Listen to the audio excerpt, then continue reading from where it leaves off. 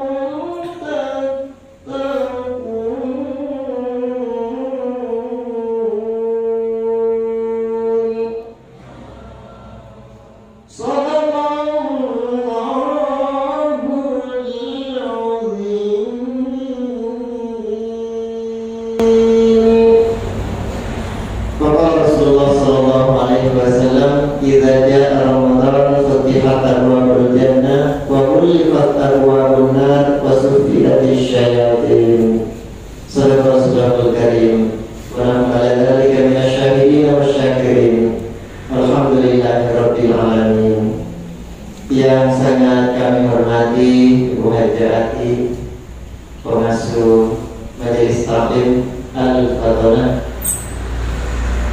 seluruh jajaran Irmas dari Pak Ketua, Sekretaris, dan semuanya, serta ibu-ibu sekalian, seluruh jemaah yang senantiasa dirahmati Allah. Sehat semua, Bu? Alhamdulillah. Apa buktinya? Buktinya yang bisa hadir di sini, ya karena yang sehat itu lahir dan batin. Ada yang lahirnya sehat, tapi gak bisa hadir. Ada yang batinnya sehat, tapi lahirnya gak bisa. Kita alhamdulillah lahir batin. Makanya doa kita itu Rabbana atina fid dunya hasanah. Fid dunya hasanah itu terkait dengan lahir batinnya hasanah. Hadirin kaum muslimin dan muslimat rahimakumullah. Hari ini sudah hari keberapa tadi, Bu?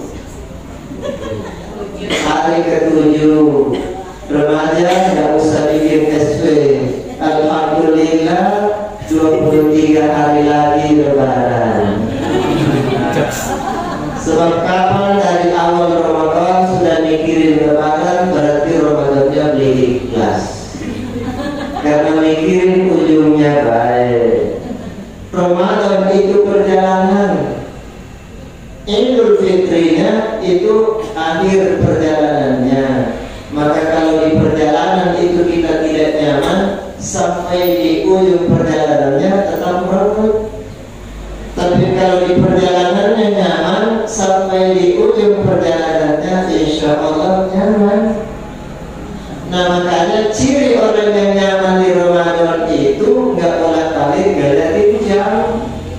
Bis jam 3 aja. Nah, kalau baru jam 3, jam 4 udah bolak-balik ngeliatin jam, berarti puasanya beli ikhlas. Pengen berangkat cepat. Nah, makanya jalanin saja Ramadan itu, karena Ramadan adalah penghancur dari hati yang beku. Es itu dari air apa dari batu, Bu?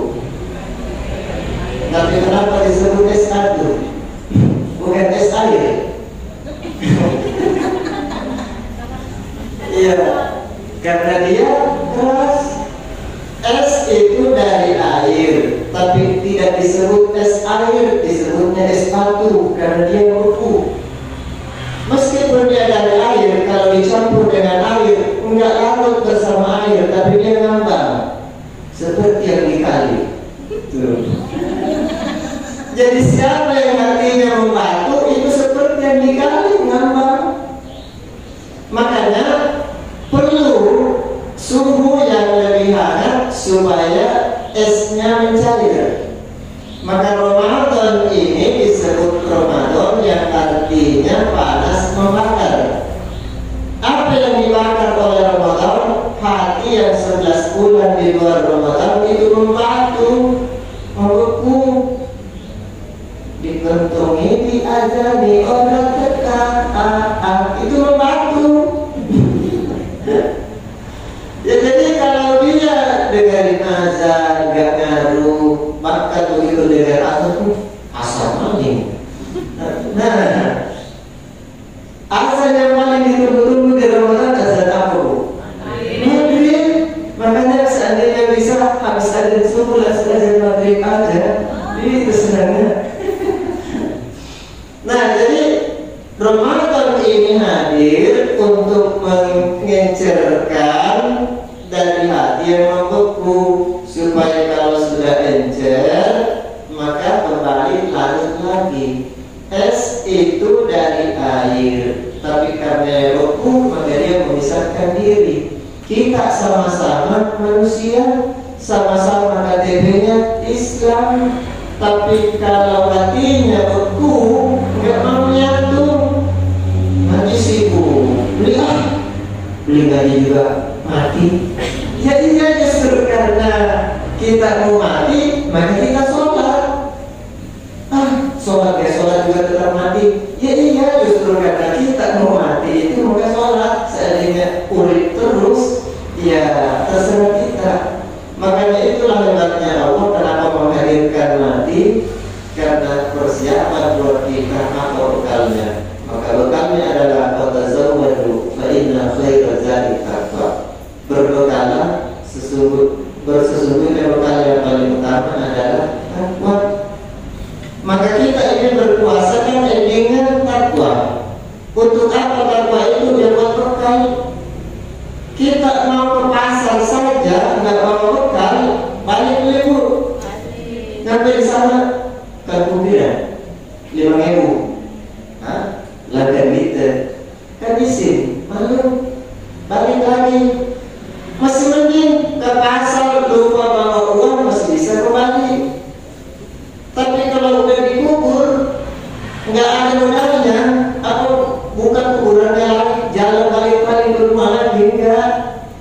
Maka kalau kita ke pasar, kita mau piknik, kita mau jalan-jalan, itu pasti ada modal, ada uang di kantong. Keliling di dunia ini saja butuh uang modal, apalagi untuk ke akhirat. Makanya perjalanan menuju akhirat adalah perjalanan yang butuh modal. Modal ke akhirat bukan duit yang banyak. Modal ke akhirat bukan jabatan yang banyak. Karena justru jabatan itu bisa mencoblos pertama. Nah, jadi karena jabatan biasanya orang bisa melakukan macam-macam. Makanya tidak ada yang begitu masuk kubur muka nakir mau bertanya tiba-tiba mundur. Kenapa? Ya mau ditanya Pak Bupati di Pertamina. Enggak. Karena di kubur siapapun yang punya dosa dan salah hantam. Nah makanya sebelum kita ke kubur, persiapkan modal sebanyak mungkin. Maka hadir bulan suci Ramadan ini untuk membakar hati yang membeku. Makanya menjalani Ramadan itu jangan seperti sendok. Ibu-ibu jangan seperti ibu-ibu sendok ya. Sendok dan garpu itu bagus, tapi gak bagus juga. Kita menjalani puasa jangan seperti sendok dan garpu. Siapa yang paling dekat ke makanan? Sendok, apalagi kolak kok. Kolak itu yang pertama kali ngambil kolak kan sendok. Terus masukin ke mulut kita. Ada siomay, makanan Cina, siomay. Terus pakai garpu. Siapa yang duluan celep ke siomaynya? Garpu baru masuk ke mulut kita. Tapi begitu dekatnya ke makanan, dia melakukan itu, dia mengambil nyendok dan garpu makanannya. Tapi apakah sendok dan garpu pernah merasakan manisnya kolak? Enggak. Apakah garpu pernah menikmati gurihnya somai? Enggak. Dia dekat ke makanan, tapi tidak menikmatinya. Kita puasa Ramadan, kita berlapar-lapar, kita berhaus-haus, tapi tidak menikmatinya. Kenapa? Karena kita menggerutu baik, ngeluh baik, baru pergi. Begitu mau sahur, yang pertama ditanya, apa lauknya? Dibangunin jum-jum, tanisi jum. Lauknya apa? Ikan asin, turun manis. Padahal yang namanya sahur, apapun itu, yang pertama adalah syukurnya. Bukan apa lauknya, rendang lauknya, tapi nggak bersyukur juga. Benar maning. Lalu kalau sejetama mie, nah, apapun itu kalau kita belum tetap nggak enak. Maka yang enak itu adalah bagaimana kondisi hati. Makanya kan Al-Quran itu dimulai dari surat Al-Fatihah itu intisarinya. Tapi setelah Al-Fatihah surat apa bu? Al-Baqarah. Al-Baqarah itu apa? Sapi betina. Nah di akhir Al-Quran surat apa? An-Nas. Maka kalau kalian menuju An-Nas harus mampu menyembelih sapi betinanya dulu. Artinya apa? Sifat kebinatangan yang ada di dalam tubuh manusia ini harus disembelih. Makanya puasa itu bukan hanya sekedar lapar, haus, dan hubungan intim suami istri. Itu kan leher ke bawah. Makanya leher ke bawah itu Al-Baqarah. Kebinatangan kita itu leher ke bawah. Makanya kalau yang dipikirin perut baik, itu masih sifat binatang. Karena binatang itu hari-harinya cuma mikirin perut. Apa yang mau masuk ke perut, mau rumput, mau dedak, mau apa, itu binatang. Tapi Anas itu jati diri manusia itu dari leher ke atas. Nah makanya siapa orang yang tidak pernah memikirkan leher ke atas, cuma leher ke bawah aja, itu berarti masih level Al-Baqarah. Maka Anas itu levelnya leher ke atas. Maka kita dikatakan manusia itu karena satu, otak tempatnya pikir ini dimaksimalkan. Makanya kalau kita nggak gunakan pikir, gunakan penglihatan, gunakan pendengaran, makanya kan ayat Al-Quran, Allahu akhrajakum min butuni ummahatikum la ta'lamuna syai'a wa ja'ala lakumus sam'a wal absara wal af'idah. Ketiga ini leher ke atas semua. Allah mengeluarkan kita dari perut ibu, nggak dikasih apa-apa, nggak ada keilmuan kita,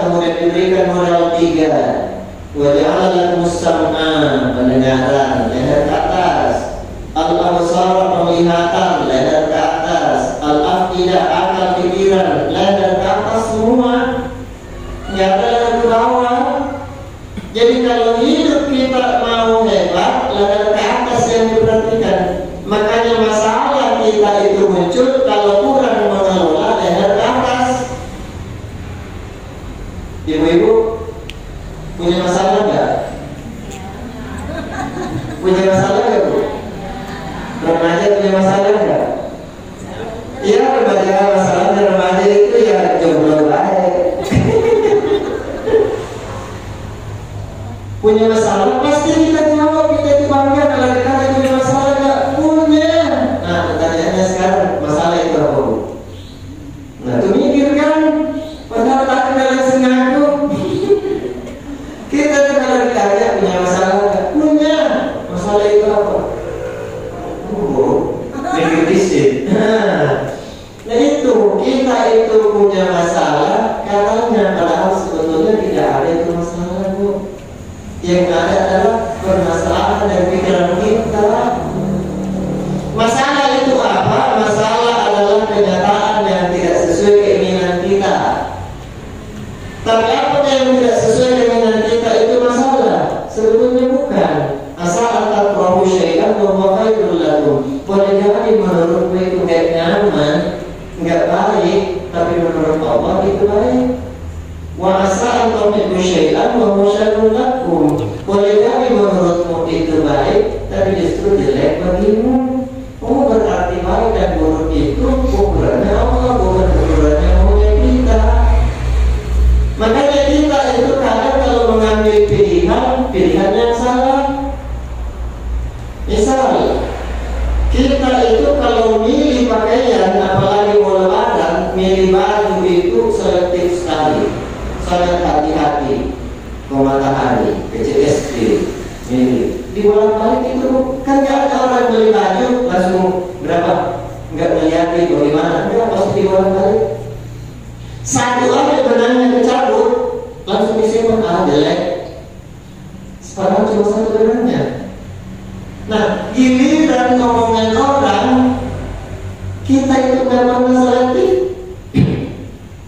Kalau pakaian yang jelek sedikit aja jeleknya udah nggak diterima. Tapi kalau omongan orang coba cek. Ya Allah, ibu-ibu majelis taklim Al-Fatona cantik banget. Terbang kan, Bu? Yang kutip pelapon. Seneng banget. Tapi kalau ada yang ngomongin nih, majelis taklim Al-Fatona jelek banget, lesak. Langsung, kita bercanda aja, itu sudah langsung. Nah sekarang pertanyaannya, antara pujian dengan celaan mana yang bikin ibu gak bisa tidur? Celaan kan? Padahal itu kan jelek. Semua yang diomongin orang, baik atau buruk, kan sama-sama angin, nggak kelihatan. Tapi kenapa kita dirinya jelek? Harusnya begitu orang muji kita, buat cantik banget, itu apa yang dipikirin terus, sehingga kita mau tidur itu senyum-senyum dewek. Tapi ini kan ketika ada omongan orang yang jelek, ada yang baik, justru yang disimpan di otak kita yang omongan jelek, sehingga mau tidur aja terbayang dari omongannya doaan. Apa yang bisa? Nah, akhirnya kita nggak bisa tidur. Jadi yang menyiksa kita siapa? Omongan orang atau penerimaan kita? Penerimaan. Karena omongan orang itu cuma angin, tapi penerimaan kita inilah yang membentuk kita menjadi susah tersenyum. Makanya kenapa ada orang setiap hari mulutnya bisa buat gantungan banci? Karena dia pikirannya selalu jelek aja. Ada yang ngomongin itu yang dipikirin, sehingga ketemu orangnya udah jelek duluan.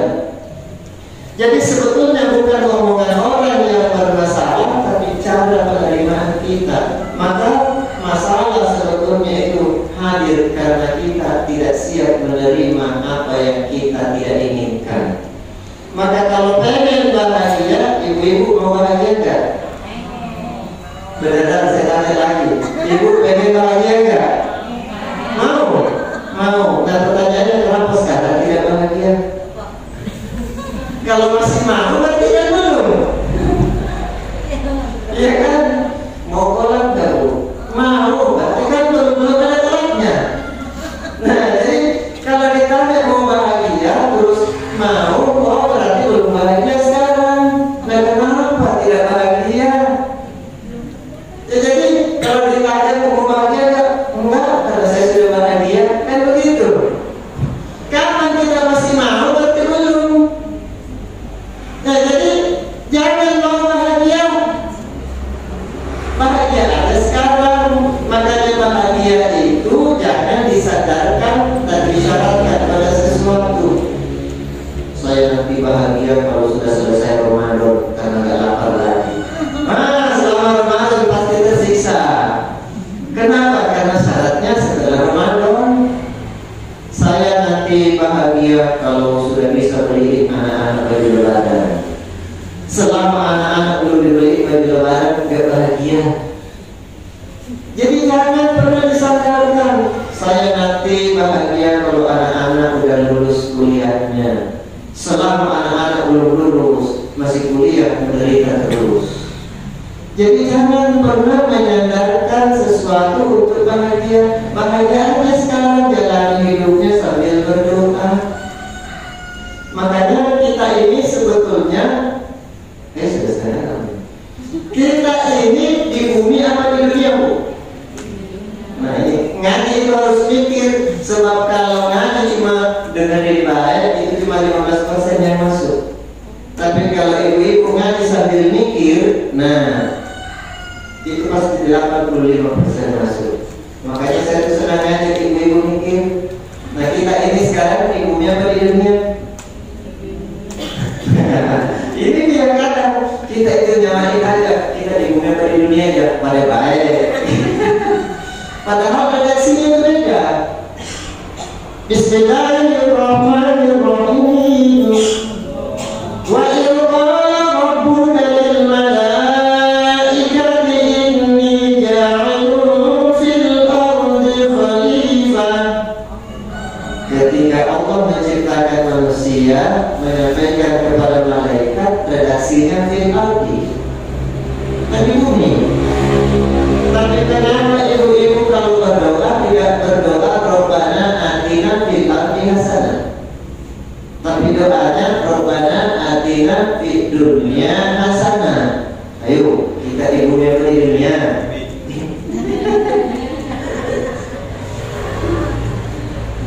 Ya, ayo. Allah nyuruh kita menyampaikan ke malaikat ini tinggal di bumi. Tapi kenapa ketika berdoa Rabbana atina fid dunya hasanah? Nah, inilah hebatnya Allah ketika menyampaikan redaksi ayatnya. Ketika Allah menyebutkan ini ja'ilun fil ardi khalifah, itu penempatan secara umum. Tumbuhan ditaruh oleh Allah di bumi, binatang ditaruh Allah di bumi, manusia ditaruh Allah di bumi, semua kita di bumi. Tapi dunia kita beda-beda meskipun sama-sama tinggal di bumi. Dunia binatang ya dunianya, dunia manusia ya dunia manusia, dunia tumbuhan. Maka manusia jangan pinjam dunia binatang. Hidupnya cakar-cakaran balai itu dunia binatang. Setiap saat ngapain itu? Berantem. Itu dunia binatang Bu. Itu kan sama ya. Itu dunia binatang. Nah, jadi kalau kita pinjam dunianya binatang salah. Makanya kenapa kita berdoa Rabbana atina fid dunya hasanah, supaya dunia kita hasanah, dunia kemanusiaan. Maka akhir dari Al-Quran itu anas, manusia, supaya kita jati dirinya benar-benar manusia. Kenapa kita berada di dunia manusia? Supaya tidak jatuh dunia binatang. Dunia binatang itu siapa yang berkuasa, dia akan berbuat semaunya. Kalau dia lagi berpuasa, nggak peduli orang di bawahnya mau menderita atau tidak, pokoknya dia senang dewek. Itulah monyet. Monyet itu kalau ada makanan nggak bakalan berbagi, nggak mau berbagi. Monyet itu meskipun anaknya sendiri nggak bakal dikasih kalau dia nggak kenyang. Oh, berarti kalau ada ibu-ibu orang tua yang beli ke anak-anak itu, nah saya nggak ngomong ya. Jadi sifat monyet itu jelek. Kenapa? Dia binatang. Nah, kalau monyet sifatnya pelit begitu, wajar. Binatang nggak punya pikiran, cuma mikirin perut atau leher ke bawah. Kalau kita kan leher ke atas mikir. Makanya Ramadan hadir ini kita berbagi. Makanya kita itu diciptakan Allah pada khalaqal insana fi ahsani taqwim, terbaik dan penciptaan itu adalah manusia. Kita dunianya dunia manusia. Kita juga sama-sama manusia dunia kita, tapi dunia kemanusiaan kita juga beda-beda. Ada dunianya di kampus, namanya dosen dan mahasiswa. Ada dunianya di sekolah, namanya guru dan murid. Ada dunianya di pasar, namanya pedagang. Ada dunianya di angkot, namanya sopir. Ada dunianya di beca, namanya tubej. Tukang beca. Iya, jadi dunia kita beda-beda. Nah, makanya doa kita Rabbana atina fid dunya hasanah. Ya Allah, jadikan dunia hasanah. Saya kerjanya di kampus jadi dosen, semoga menjadi dosen yang baik. Saya dunianya di sekolah menjadi guru, jadikan guru yang baik. Saya di sekolah sebagai murid menjadi murid yang baik, patuh sama guru, bukan melototin guru apalagi hidup gurunya. Nah, kita di pasar jangan curang timbangannya. Kita di warung jangan curang. Barang kemarin dibilang barang hari ini. Itu Rabbana atina fid dunya hasanah. Makanya dimanapun kita, apalagi dunia malam. Dunia malam itu baik atau buruk? Dunia malam baik atau buruk? Kalau dunia malam itu baik kita cupu-cupu. Padahal dunia malam itu ya tahajud, satpam. Itu kan dunia malam. Dunia malam artinya apapun itu yang di depan musola mata udah itu kan dunia malam semua di situ tuh. Jangan sepelekan. Justru yang dunia malam itu pahalanya luar biasa. Yang kita bayangkan itu dunia malam itu perempuan yang keluarnya hotel malam-malam. Jangan. Dunia malam itu luas, apapun aktivitas di malam hari itu dunia malam. Kita rajin bangun tahajud itu dunia malam. Nah, makanya jangan sepelekan ronda. Karena ronda itu kita bisa tahajud enak karena adanya yang keliling menjaga keamanan. Makanya kita harus doakan semoga yang ronda itu sehat. Kalau kita nggak bisa hadir, jangan sepelekan, justru doa harus kita panjatkan. Mereka itu orang-orang yang berjuang dalam hari ini keamanan kampung kita. Alhamdulillah, pahalanya ngalir. Kita yang tahajud, dia kecipratan. Karena gara-gara mereka menjaga keamanan, kita jadi nyaman sholatnya. Alhamdulillah. Sudah siap.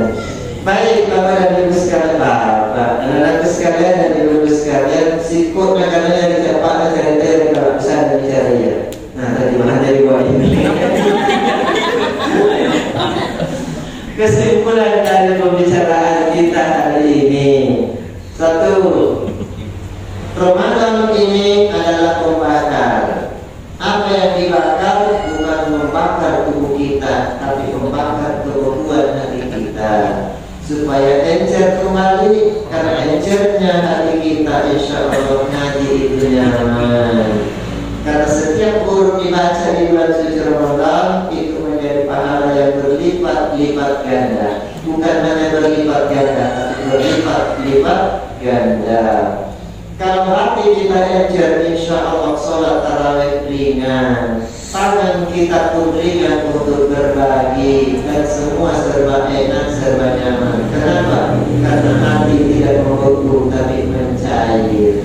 Yang kedua, mari momentum Ramadan ini kita jalani dengan ikhlas. Jangan mikirin lebaran berapa hari lagi, karena kita nanti tersiksa menjalani Ramadannya. Tapi jalaninlah Ramadannya dengan nyaman, insya Allah Idul Fitri pasti datang juga.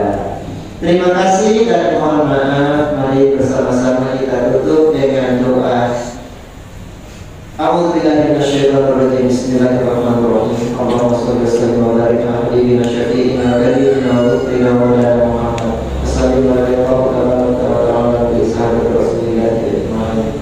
Amin ya rabbal alamin. Alhamdulillahi rabbil alamin. Asyhadu an la ilaha illallah wa iyyakum nasta'in. Ya rabbal alamin. Alhamdulillah wa syukru kama yanbaghi li jalali wajhika wa karimati sultanik.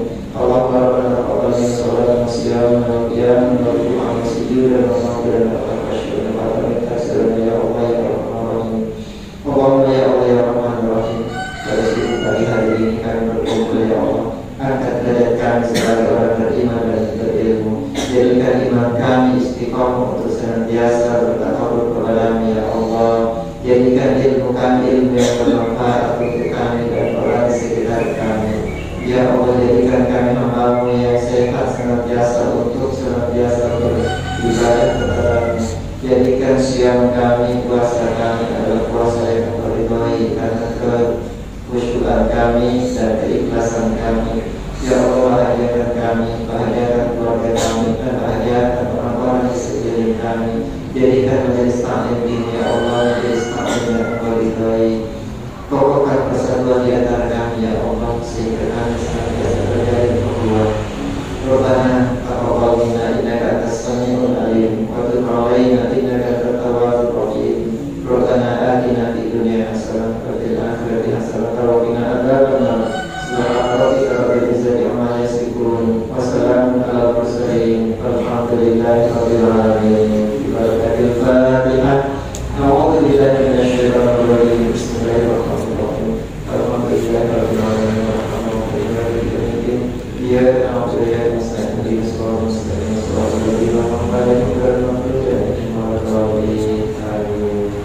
terima kasih dan mohon maaf. Assalamualaikum warahmatullahi wabarakatuh.